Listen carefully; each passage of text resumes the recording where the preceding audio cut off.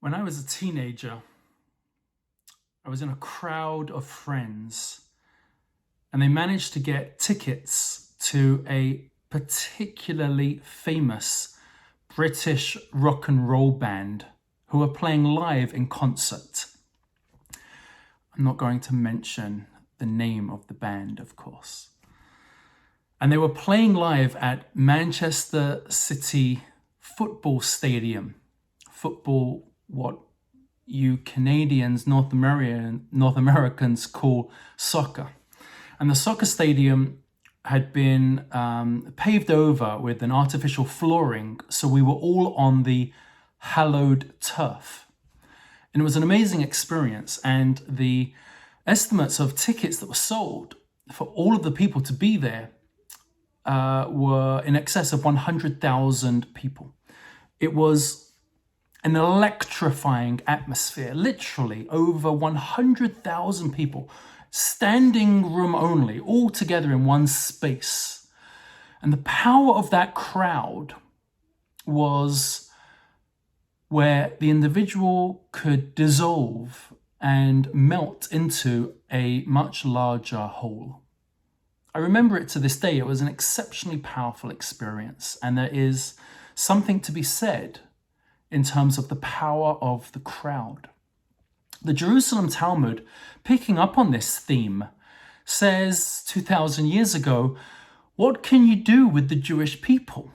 They can drive you crazy. Sometimes they can form a huge crowd for the wrong reasons, such as the making of the golden calf, and everybody comes together to do the wrong thing. And at the same time, what can you do with these people? Because they can form an incredible crowd, everyone coming together to do the right thing, to be engaged in an act of holiness. And this was building the Mishkan, the portable dwelling place, which became a home for God in the desert, as the Bnei Yisrael, as the children of Israel, marched towards the promised land. And the Jerusalem Talmud throws its hands up in the air and says, what can you do with this people? They form crowds and everyone goes with the flow. They follow. They lose their individuality, sometimes for terrible things and sometimes for incredibly worthy things.